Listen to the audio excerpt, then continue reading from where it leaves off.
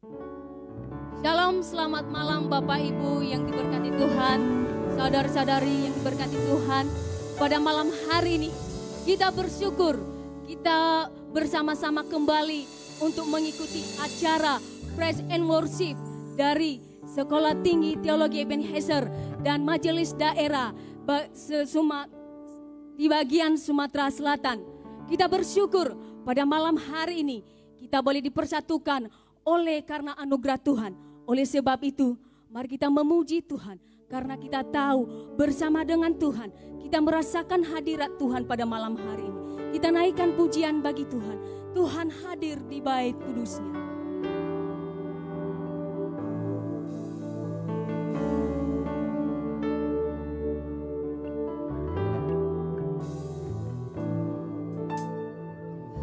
Hadir di bait kudusnya, saat umat mencari wajahnya, berseru, berdoa, sujud menyembah, dan menikmati kehadirannya. Kau dekat dengan umatnya, datang dengan segenap hatinya, berseru, berdoa, bersujud menyembah, dan menikmati kehadirannya. Hadiratmu memenuhiku, hadirat kudusmu penuhi baitmu, dan ku tersungkur menyembahmu, yang ku nampak hanya kemuliaanmu. Kita naikkan pujian di hadapan Tuhan hadir di bait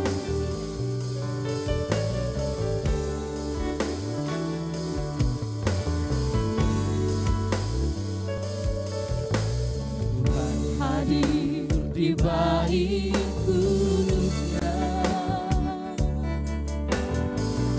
umat mencari wajahnya, berseru, berdoa, bersujud menyembah, dan menikmati kehadirannya. Mau dekat dengan umatnya, yang datang dengan segenap hatinya, berseru, berdoa, bersujud menyembah, menikmati kehadirannya. Hadiratmu memenuhiku, hadirat kudusmu penuhi baitku, dan ku tersungkur menyembahmu, yang ku nampak hanya kemuliaanmu. hadiratmu Tuhan memenuhi. Hadiratmu memenuhiku, hadirat kudusmu penuhi baitku, dan ku tersungkur menyembahmu, yang ku nampak hanya kemuliaanmu. Sekali lagi katakan, hadiratmu Tuhan memenuhi ketua.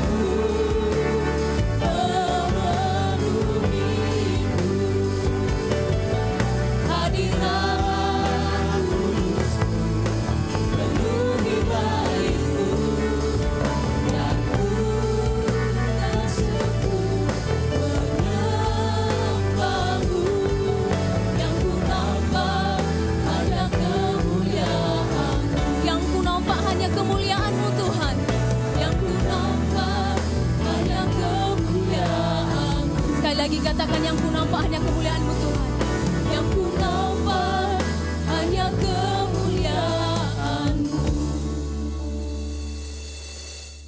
kami yang di surga, Engkau tahu hati kami pada malam hari ini.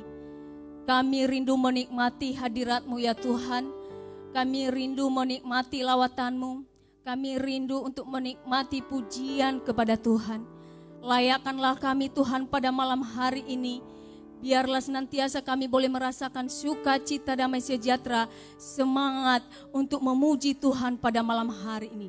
Berkati kami semua, baik Bapak, Ibu, saudara-saudari yang ada di luar sana, bahkan yang ada di tempat ini. Tuhan, mari Engkau berkati kami pada malam hari ini. Terima kasih Tuhan, terpuji nama Tuhan, di dalam nama Tuhan Yesus kami berdoa. Amin. Bapak Ibu yang diberkati Tuhan pada malam hari ini, mari kita terus bersorak memuji Tuhan. Kita naikkan pujian kita kepada Tuhan. Mari kita dengan hati yang bersukacita, hati yang semangat, kita memuji Tuhan. Karena kita tahu bahwa kita mampu melakukan segala sesuatu, itu semua karena Tuhan ada dalam diri kita. Kita mari semuanya bangkit berdiri. Saya undang semua yang ada di tempat ini bangkit berdiri, kita nyanyikan pujian bagi Tuhan. Mari beri tepuk tangan bagi Tuhan. Dasar yang dari yang harapan, dasar dari yang kuharapkan, bukti dari segala yang aku lihat. Iman berikanku kekuatan untuk melakukan perkara yang hebat. Katakan bersama Rohmu, bersama Rohmu.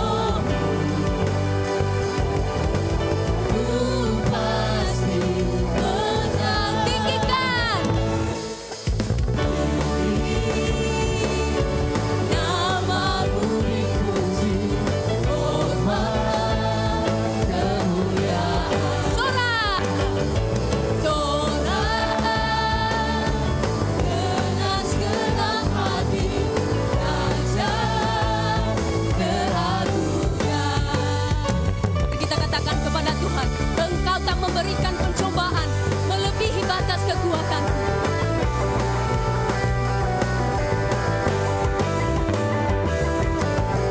Kau biarkan pencobaan melebihi batas kekuatanku. Kau yang berikanku kemuliaan, makin serupa dengan gambaranmu.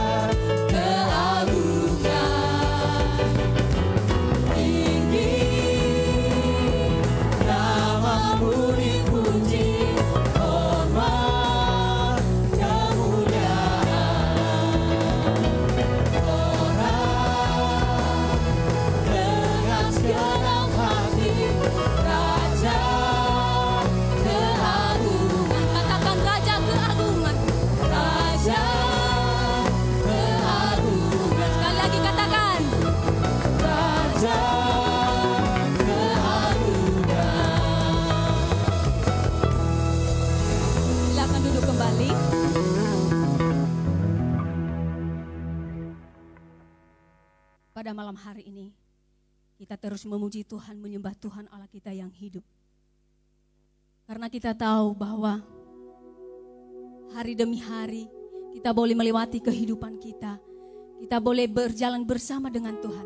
Sekalipun ada berbagai hal yang membuat kita takut untuk melangkah, sulit untuk melangkah, banyak pencobaan. Tetapi satu hal yang kita tahu bahwa Tuhan Allah menjadi perisai dalam kehidupan kita. Mari kita katakan dalam pujian kita, Engkaulah perisaiku Tuhan.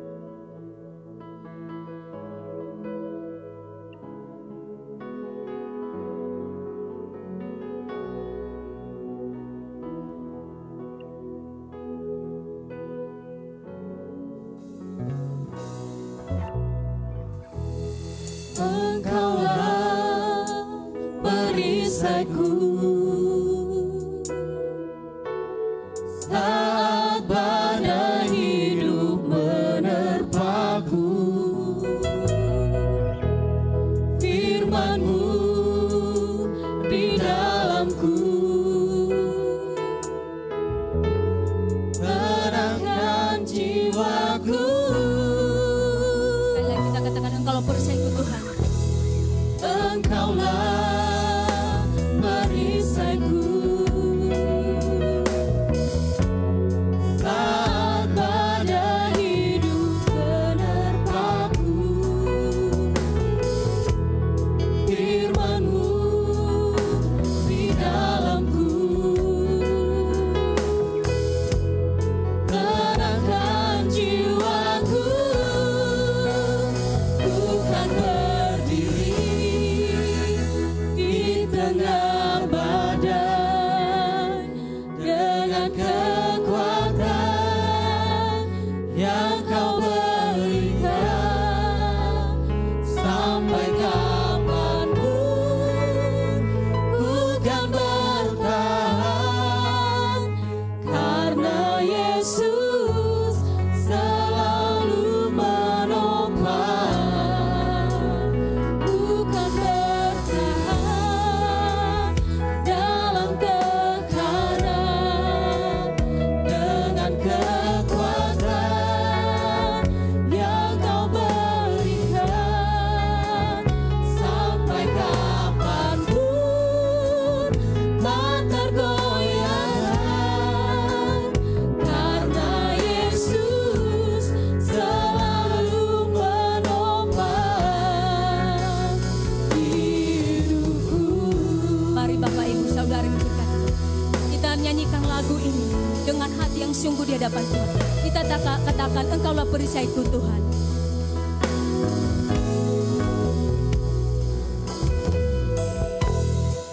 Engkaulah perisaiku.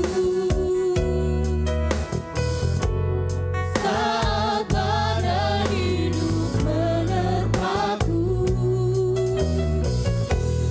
firman-Mu di dalamku, tenangkan jiwaku. Katakan, bukan berdiri. Bukan berdiri di tengah badai dalam kekuatan yang Kau berikan. Sampai kapanpun bukan bertahan, karena Yesus selalu menopang. Bukan bertahan dalam tekanan, dengan kekuatan yang Kau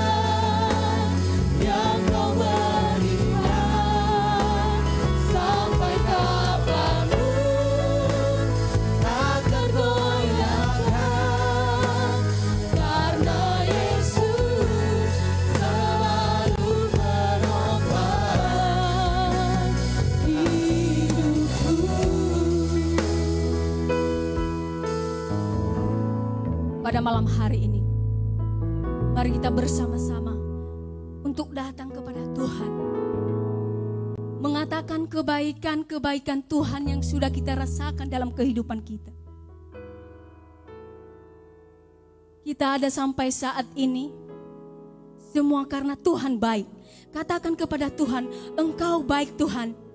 Ada banyak hal yang boleh hamba lalui. Ada banyak hal yang boleh kami lalui dalam kehidupan kami. Engkau tak pernah meninggalkan kami. Pencobaan demi pencobaan, persoalan hidup demi persoalan hidup, Engkau ada menjadi perisai kami. Terima kasih Tuhan Allah yang hidup. Terima kasih untuk setiap kebaikan kemurahan-Mu bagi kami Tuhan. Terima kasih atas setiap penyertaan-Mu. Terima kasih kasih setia cinta-Mu dalam kehidupan kami Tuhan. Kami tidak bisa mengatakan, kami tidak bisa melukiskan betapa besar kasih-Mu Tuhan. Hanya melalui pujian kami, ucapan syukur kami boleh mengatakannya Tuhan. Dan biarlah pujian kami, penyembahan kami dari hati kami, kiranya menjadi hormat kemuliaan-Mu ya Bapa. Terima kasih Tuhan. Terpuji nama Tuhan Allah yang hidup. Di dalam nama Tuhan Yesus kami berdoa dan bersyukur. Amin. Bapak Ibu yang diberkati Tuhan, pada malam hari ini kita akan menyambut firman Tuhan yang menjadi kekuatan dalam kehidupan kita. Hanya Tuhan saja yang kita andalkan dalam hidup ini. Dia tidak pernah mengecewakan kita. Mari kita naikkan pujian bagi Tuhan. Ketika kita menangis, Tuhan datang menghapus air mata kita. Dia datang menopang kita.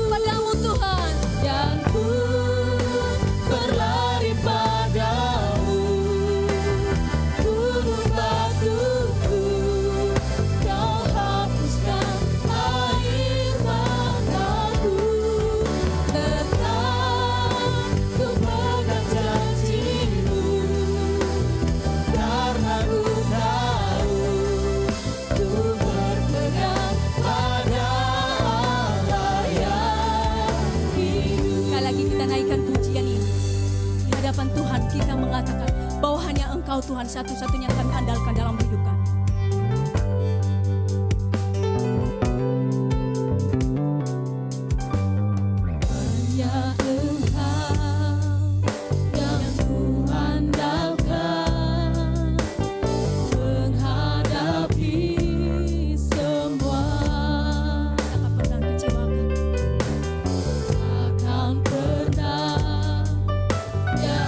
Kecewakan saat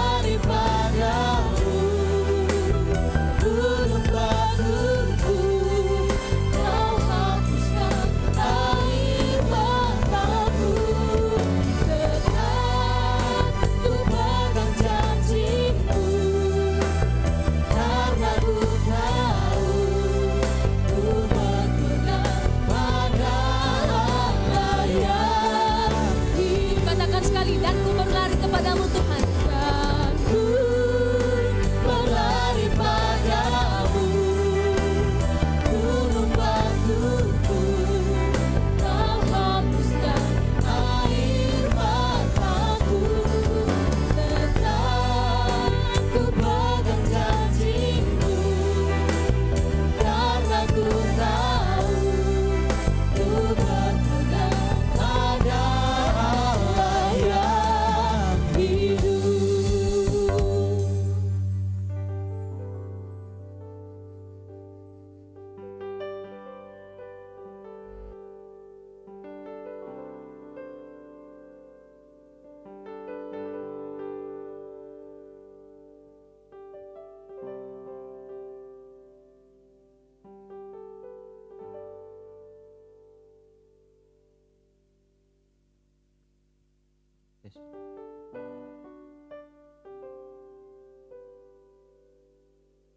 Ya Bapa, sesungguhnya Engkau Allah yang sejati. Sesungguhnya Engkau Allah yang kudus.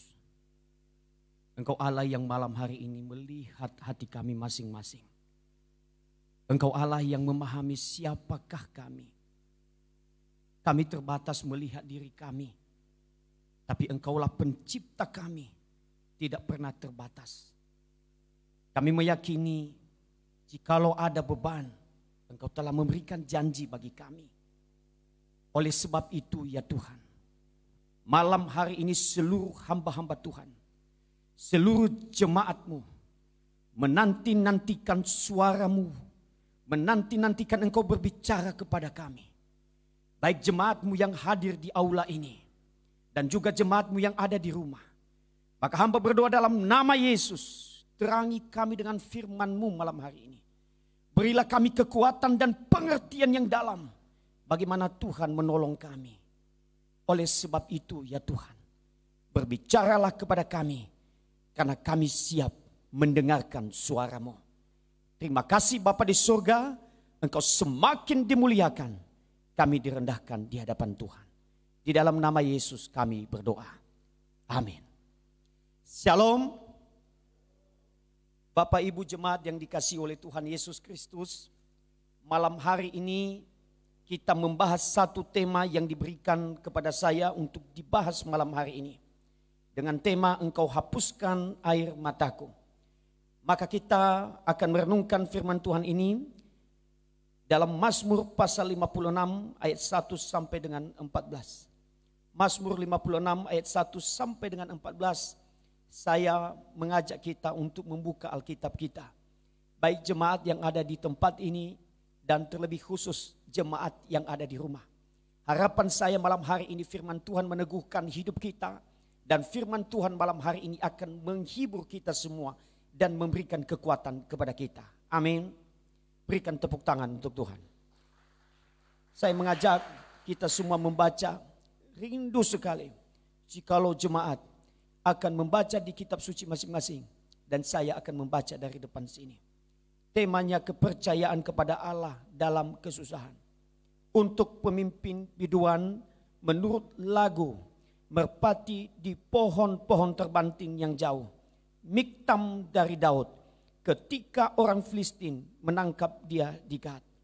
Kasihanilah aku ya Allah, sebab orang-orang menginjak-injak aku. Sepanjang hari orang memerangi dan mengimpit aku. Seteru-seteruku menginjak-injak aku sepanjang hari. Bahkan banyak orang yang memerangi aku dengan sombong. Waktu aku takut, aku ini percaya kepadamu. Kepada Allah yang firman-Nya kupuji. Kepada Allah aku percaya, aku tidak takut. Apakah yang dilakukan? Apakah yang dapat dilakukan manusia terhadap aku? Sepanjang hari mereka mengacaukan perkaraku. Mereka senantiasa bermaksud jahat terhadap aku. Mereka mau menyerbu. Mereka mengintip, mengamati langkahku. Seperti orang-orang yang ingin mencabut nyawaku. Apakah mereka dapat luput dengan kejahatan mereka? Runtuhkanlah bangsa-bangsa dengan murka-Mu ya Allah. Sengsaraku Engkaulah yang menghitung-hitung. Air mataku kau taruh ke dalam kirbatmu. Bukankah semuanya telah kau daftarkan? Maka musuhku akan mundur pada waktu aku berseru. Aku yakin bahwa Allah memihak kepadaku. Kepada Allah firman-Nya kupuji. Kepada Tuhan firman-Nya kupuji. Kepada Allah aku percaya, aku tidak takut. Apakah yang dapat dilakukan manusia terhadap aku? Nazarku kepadamu ya Allah akan kulaksanakan.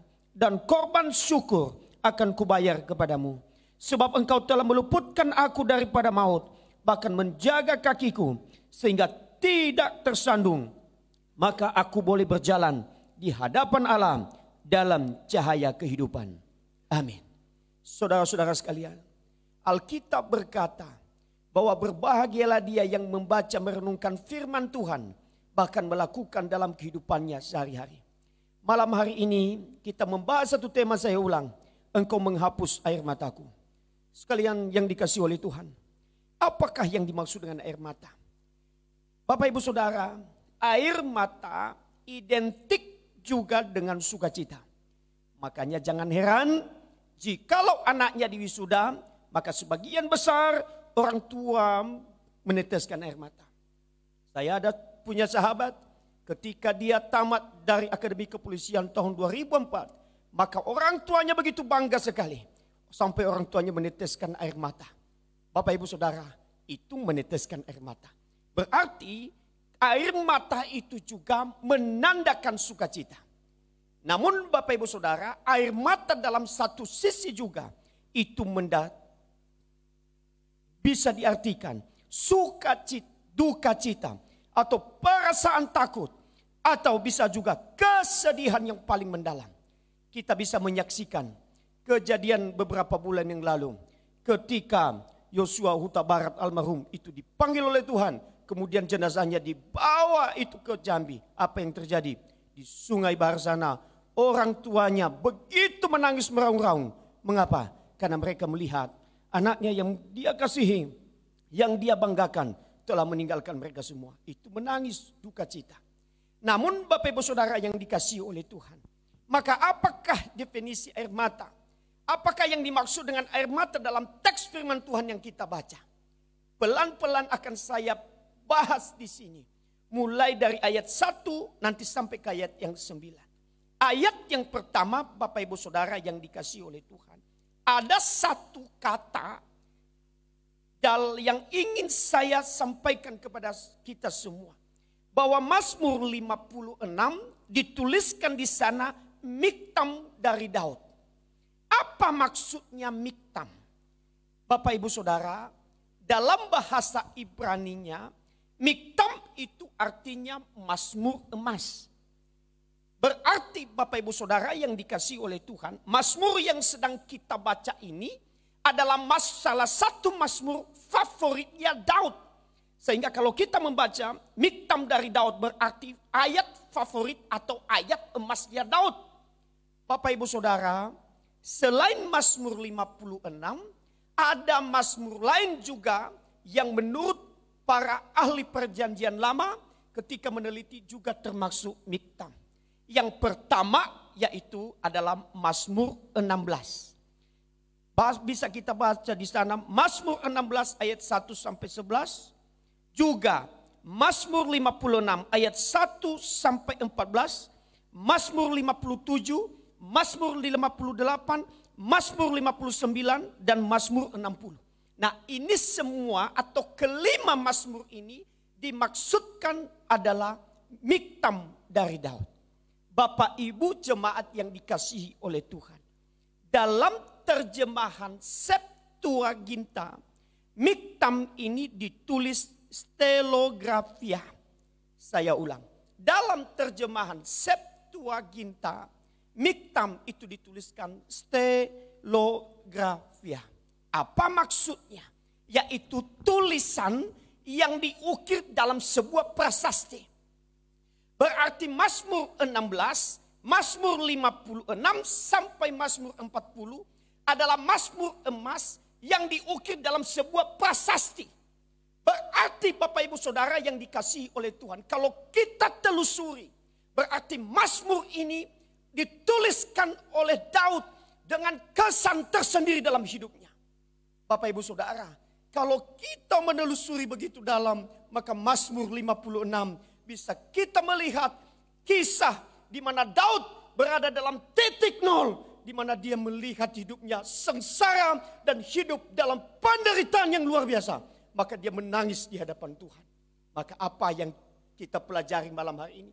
Kita belajar kepada seorang Daud.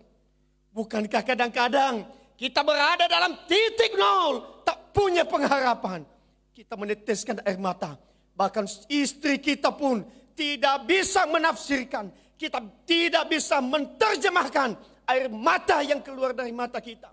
Tetapi Tuhan kita bisa menerjemahkannya. Kita belajar dari Daud. Bapak Ibu Saudara yang dikasihi oleh Tuhan.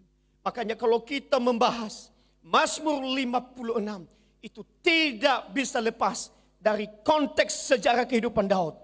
Bapak Ibu nanti bisa membaca di dalam kitab 1 Samuel pasal 21. Semua dipaparkan tentang kisah hidupnya Daud. Sehingga dia tuliskan dalam bentuk miktam atau ditulis dalam sebuah karya prasasti.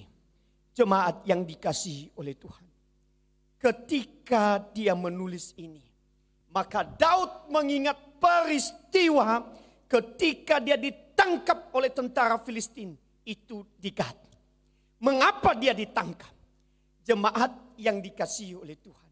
Di dalam kitab 1 Samuel pasal 20, pasal 21, di sana dijelaskan tentang konteks jauhnya. Saya cerita sedikit. Ketika dia dikejar, kenapa dia dikejar? Karena Saul adalah pemimpin pada waktu itu. Pemimpin bangsa Israel itu sakit hati atau iri kepada juniornya. Saya ulang. Hamba Tuhan bernama Saul, seorang raja, iri kepada bawahannya, iri kepada juniornya. Mengapa? Karena hanya sebuah ungkapan dari rakyat yang mengatakan bahwa Daud membunuh berlaksa-laksa, sedangkan Saul hanya membunuh musuh beribu-ribu. Ini membuat dia iri. Kemudian kenapa dia iri? Dia melihat Daud begitu berprestasi dalam perang, dalam politik, dalam bersahabat. Kemudian begitu lagi banyak prestasi-prestasi yang dilakukan oleh Daud. Sehingga dia iri dan dia mencari jalan keluar. Bagaimana dia harus membunuh Daud karena dia anggap ini adalah saingannya. Saudara-saudara sekalian, maka apa yang dilakukan Daud? Apakah dia melawan? Tidak. Alkitab mencatat sesungguhnya Daud bisa melawan, tetapi dia tidak mau mengotori tangannya. Dia tidak mau membunuh orang yang diurapi oleh Tuhan. Maka satu-satunya jalan keluar yang dia lakukan adalah dia pergi. Dia tinggalkan, dia bawa masalahnya sendiri. Dia tidak mau melawan Raja Saul. Padahal kalau kita memperhatikan dalam sisi strategi perang, kekuatan, kecerdasan dalam berperang, pasti Daudlah yang menang dan disertai oleh Tuhan. Tapi dia katakan, saya tidak mau mengotori tanganku. Saudara-saudara sekalian, acap kali dalam kehidupan kita. Kita berada dalam titik ini. Kita pergi dalam kesenangan kita. Kita tidak mau melawan pemimpin kita. Kita menghargai pemimpin itu, tapi kita pergi. Walaupun sebenarnya kita nyaman di posisi itu. Sebenarnya kita memiliki kekuatan untuk melawannya. Tapi kita harus seperti Daud. Kita pergi. Kita jauhi itu. Dan kita lari. Sebab kita jangan mengotori tangan kita. Membunuh orang yang diurapi oleh Tuhan.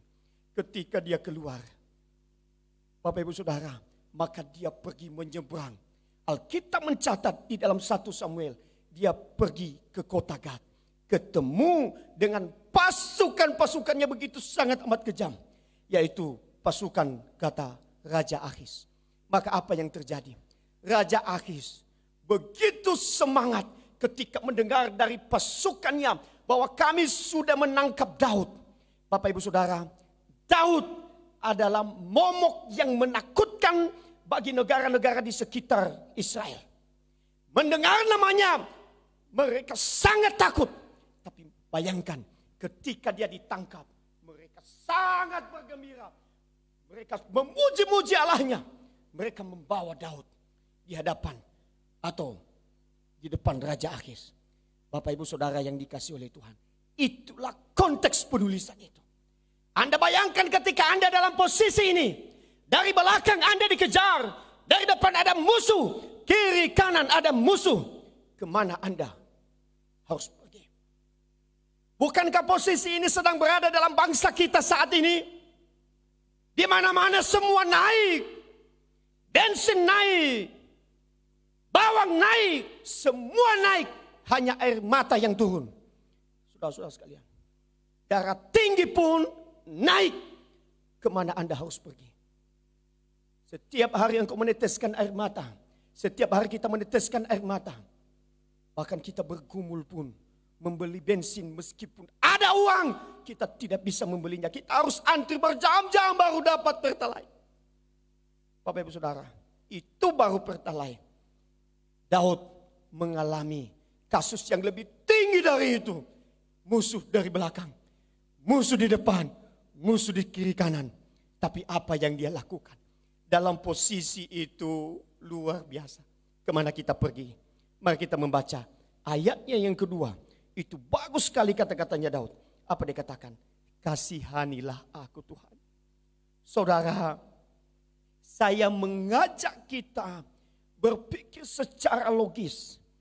Daud ahli dalam berperang. Bapak Ibu, bisa saja dia mengandalkan dirinya sendiri. Saya bisa berperang. Saya bisa melakukan siasat-siasat perang. Strategi-strategi perang. Tapi apa yang dia lakukan? Dia tidak mengandalkan diri sendiri. Malam hari ini saya ingatkan kita semua. Uangmu ada batasnya. Sahabatmu ada batasnya. Segala sesuatu yang kau punya ada batasnya. Tapi Tuhan tidak pernah terbatas menolong kita. Amin. Apa dia katakan? Tuhan, kasihanilah aku. Ini wujud kesederhanaan hidup Daud di hadapan Tuhan. Ini wujud kerendahan hati seorang yang begitu tersesat di hadapan Tuhan. Dia datang, kasihanilah aku Tuhan. Luar biasa. Mari kita analisis. Ketika dia datang, kasihanilah aku ya Allah. Dia menyampaikan keluh kesahnya hanya kepada satu hal. Kalau Anda sakit malam hari ini. Saya percaya ada yang sakit. Kadang-kadang Anda lebih mengandalkan dokter. Anda lebih mengandalkan uangmu daripada Tuhan. Tapi Daud tidak seperti itu. Dia katakan, kasihanilah aku Tuhan. Kasihanilah aku, ya Allah. Dia berikan alasan. Sebab orang-orang menginjak-injak aku. Saudara sekalian, di ayat 2 dia sebutkan orang-orang. Apa maksudnya? Dia tidak bisa identifikasi orang-orang itu. Saking banyaknya musuh. Bapak Ibu Saudara, acap kali kalau kita lihat maling, satu orang saja bisa kita identifikasi. Ada maling inisial A. Tapi perhatikan, Daud tidak bisa identifikasi. Dia sampaikan bahwa orang-orang berarti jamak, banyak musuhnya. Saudara, baru di ayat 3 dia katakan, seteruku. Setelah melalui sebuah proses, yaitu dia katakan, orang-orang yang menginjak-injak aku. Orang-orang ini dia tidak tahu, diinjak dulu dia baru dia tahu ini musuh. Berarti dia tidak bisa bedakan mana musuh mana kawan. Dia katakan, terinjak dulu dia, oh ini musuh. Ini bukan sahabatku. Bapak Ibu Saudara, orang-orang itu maupun seteru-seteru itu yang mereka lakukan hanya satu aktivitas. Perhatikan aktivitas ini. Menginjak-injak aku, ayat 2. Sepanjang hari. Demikian juga dengan seteru. Menginjak-injak dia sepanjang hari. Luar biasa. Perhatikan Bapak Ibu Saudara. Di dalam terjemahan bahasa Ibraninya itu lebih dalam lagi. Dia sampaikan begini. Pasukan musuh itu atau orang-orang yang tidak saya kenal itu menginjak aku. Atau pasukan itu terus menerus. Dia gunakan keterangan waktu terus menerus. Artinya Bapak Ibu Saudara, tidak ada dia sempat bernafas. Tak ada celah dia bernafas. Terus menerus menyerangnya. Dan hal yang membuat dia sedih adalah dia katakan, Tuhan, mereka bangga dan sombong karena mereka telah menangkap aku. Di dalam terjemahan lain, di sana dikatakan mereka bangga karena mereka telah menaklukkan aku. Mengapa? Saya sudah jelaskan di atas tadi bahwa Daud ini momok yang paling menakutkan di sekitar negara Israel. Mendengar namanya saja orang sudah takut. Mengapa? Karena sudah pernah dia lawan Goliat, orang yang paling ditakuti ketika berperang, tapi dia bisa melawan hanya dengan memakai batu, kemudian mati Goliatnya. Maka orang semua takut mendengar. Maka ketika dia ditangkap, semua berkata, hore, kita bisa menaklukkan orang ini. Satu kebanggaan kepada mereka.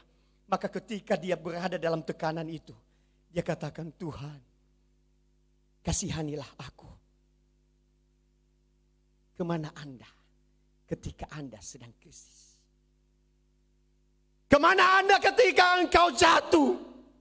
Engkau disakiti pimpinanmu. Bukankah ada orang yang juga yang tersenyum?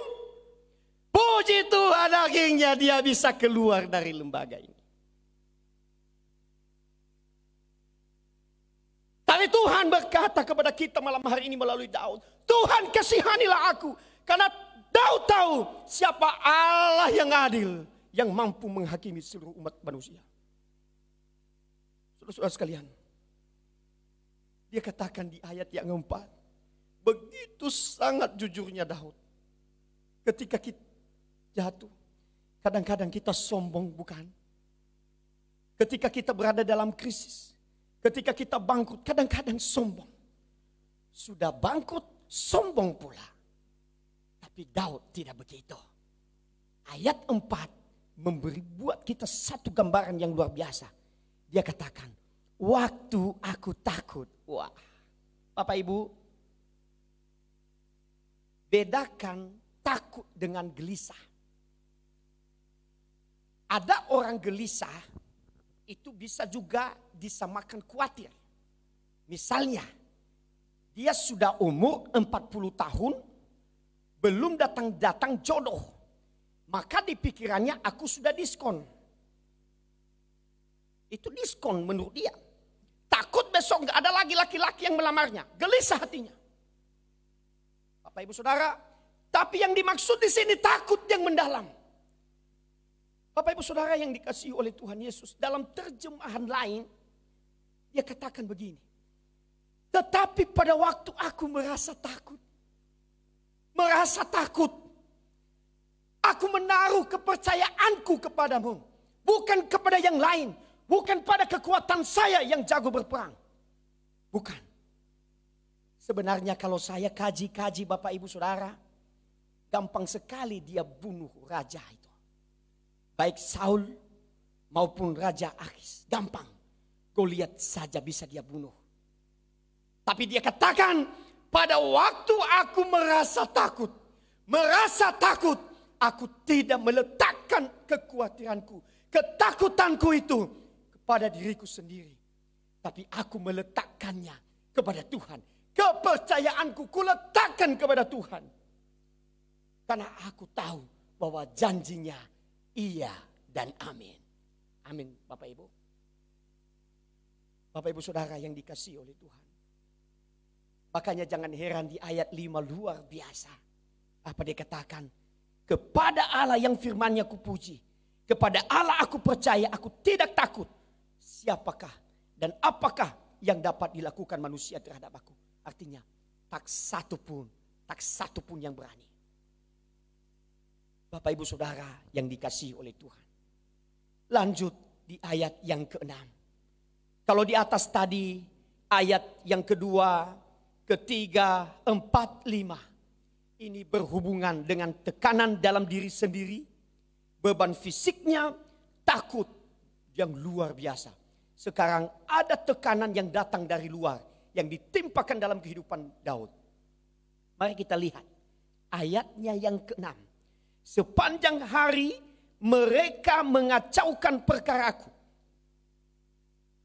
Saudara-saudara, dalam terjemahan bahasa Ibraninya sebenarnya ini dapat diartikan mereka berkumpul bersama-sama untuk menyempurnakan rencana mereka. Seorang penafsir berkata, mereka berkumpul baik pasukannya si Saul maupun pasukan lain, yaitu khususnya Raja Kota Gat, itu berkumpul menyusun strategi. Anda bisa bayangkan dua bangsa menyerang satu orang tanpa pengawal. Mereka menyusun strategi. Bukankah kadang-kadang dalam hidup ini ada orang yang menyusun strategi untuk menjatuhkanmu, hai saudaraku. Ada orang yang menyusun strategi supaya engkau jangan lagi duduk di posisi itu. Menjatuhkan bisnismu, membuat engkau sakit, pusing. Bukankah ada di bangsa ini menyusun skenario, menyusun sebuah kepalsuan untuk memutarbalikkan ketidakadilan bagi bangsa ini? Mereka berkumpul menyusun strategi itu supaya Daud jatuh. Kemudian mereka katakan, ayat 6 katakan, mereka mau menyerbu. Mohon maaf, ayat 7. Mereka mau menyerbu. Saya analisis, apa maksudnya mau menyerbu? Artinya Bapak Ibu Saudara, mereka mengutus pasukan khusus melawan satu orang. Mereka menyerbu, bukan sembarang pasukan. Pasukan khusus. Kalau saya berada dalam posisi ini, mungkin udah naik kolesterolku. Pasukan khusus ini dilanjutkan, mereka mengintip. Bukan hanya pasukan khusus. Mereka mengutus intelijen. Makanya jangan heran apa yang dilakukan oleh pasukan khusus dan para intelijen untuk menangkap Daud. Apa yang dilakukan? Mereka mengamati langkahku. Luar biasa. Artinya saya tidak bisa membayangkan kehidupan si Daud waktu itu. Makan pun dia diamati. Melangkah pun dia diamati. Dalam terjemahan lain mereka mengamati langkahku. Artinya mereka bersembunyi di pinggir jalan. Ini kan pekerjaan intelijen. Bersembunyi di pinggir jalan. Melihat di mana si Daud ini. Saya pastikan Daud itu matanya ke sana ke sini. Ada musuh. Ada musuh. Ada musuh ya Tuhan. Kasihanilah aku.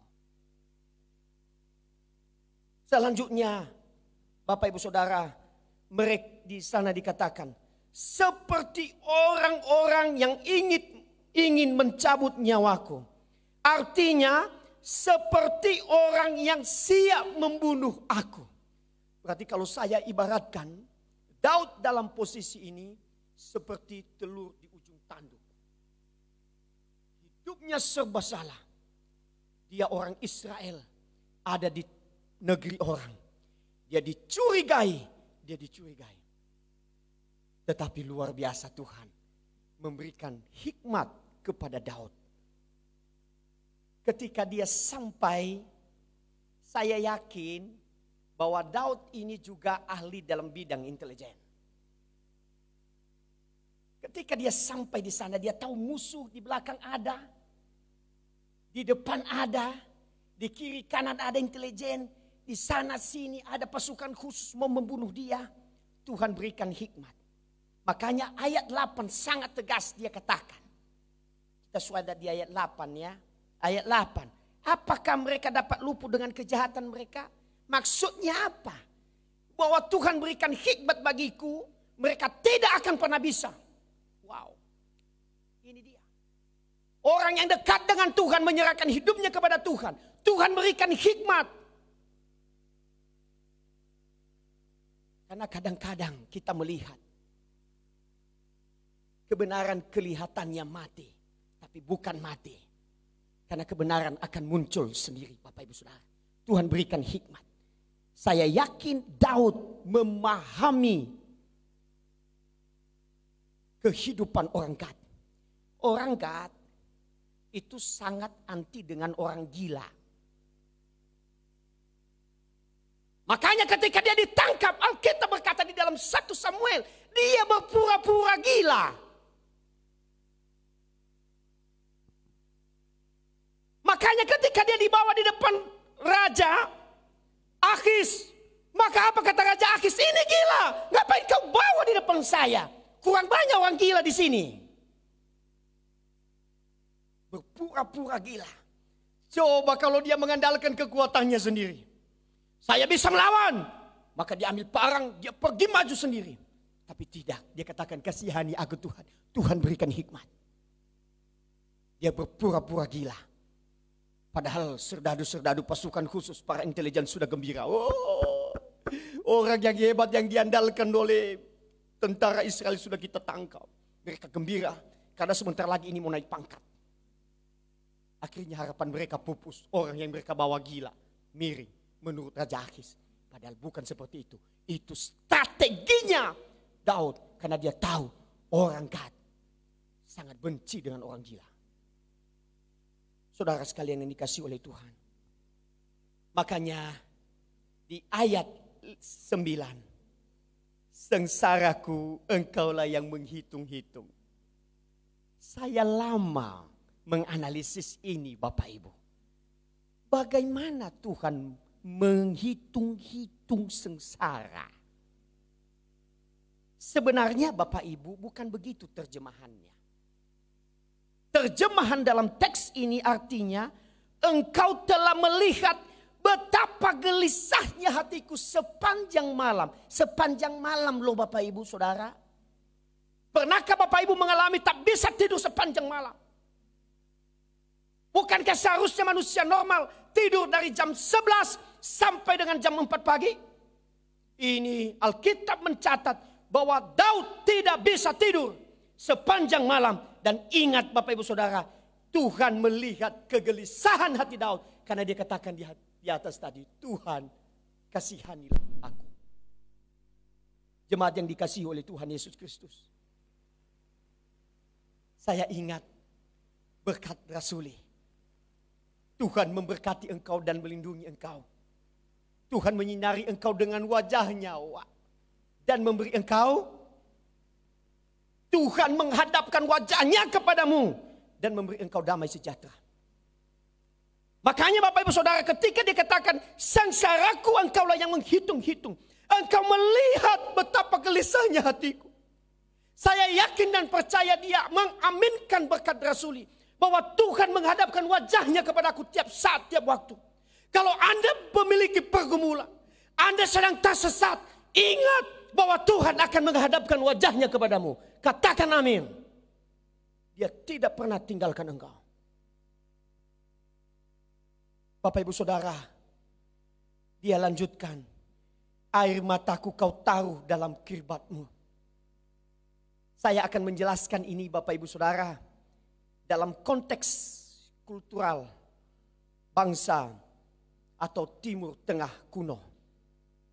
Pada waktu itu, kalau ada orang yang meninggal, maka keluarganya itu semua menangis, terseduh-seduh.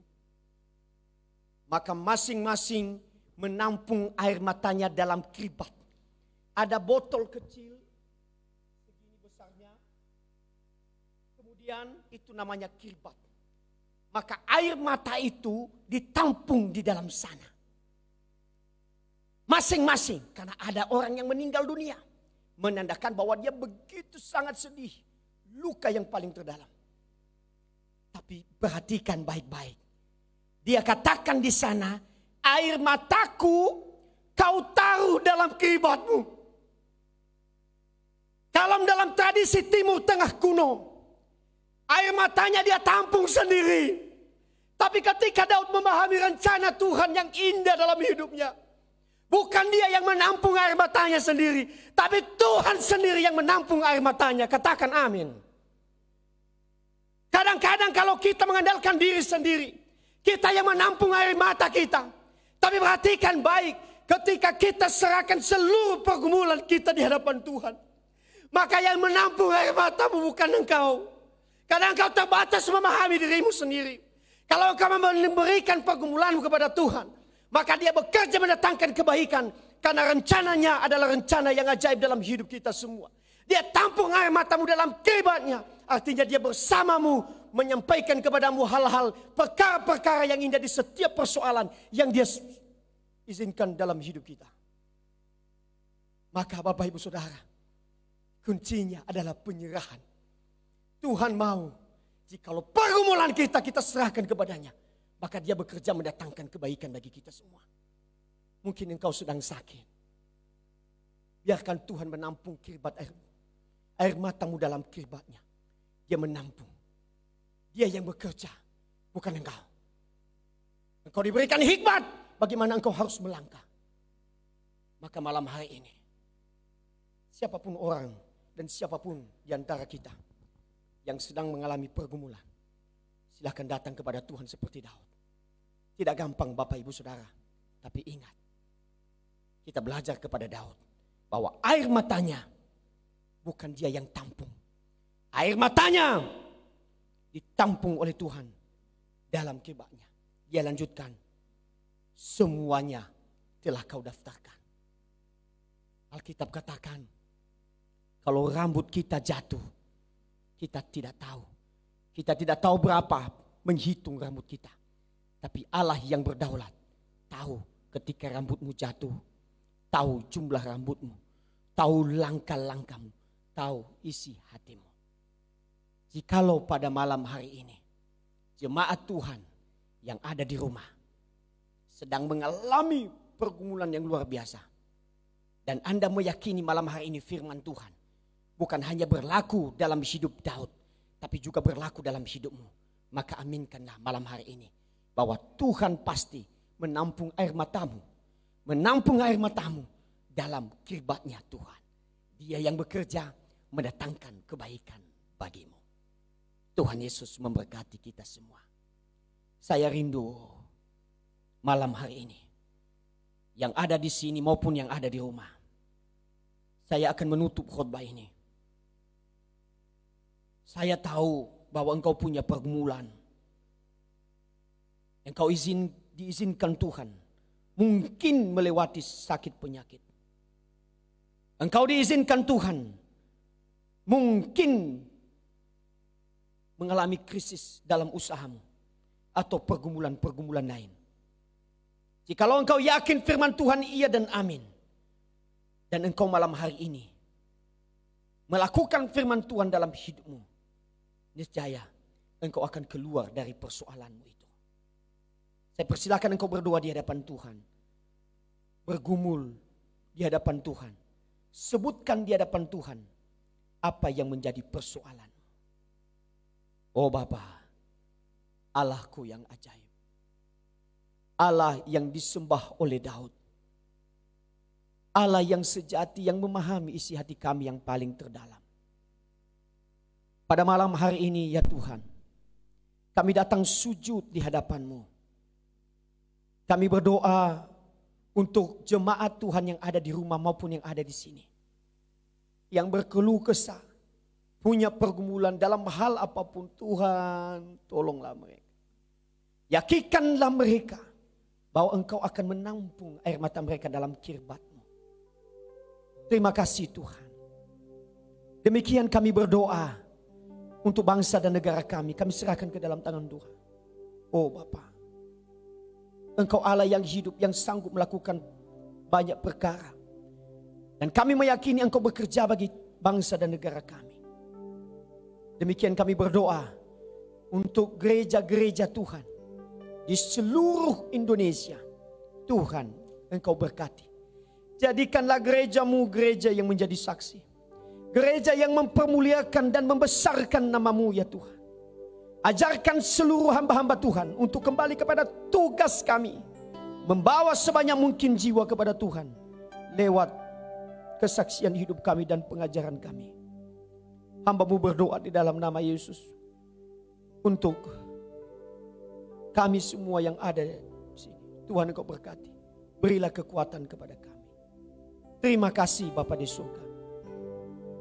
Kalau sekiranya ada hal-hal yang tidak berkenan di hadapan Tuhan lewat firman maupun syafaat kami ini, kami percaya bahwa Tuhan yang akan menyempurnakannya dalam kehidupan kami. Terima kasih Bapa di surga.